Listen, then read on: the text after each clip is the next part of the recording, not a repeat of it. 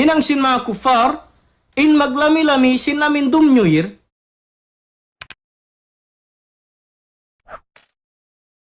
in pang lamud-lamud sin kita niyo, hapag bunyi-bunyi long sin malayo.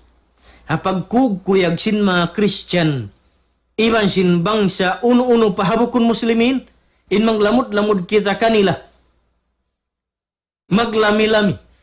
Di paisab ka sa unahan in kamatauran deng kato, sinhali ni andu hali kaw.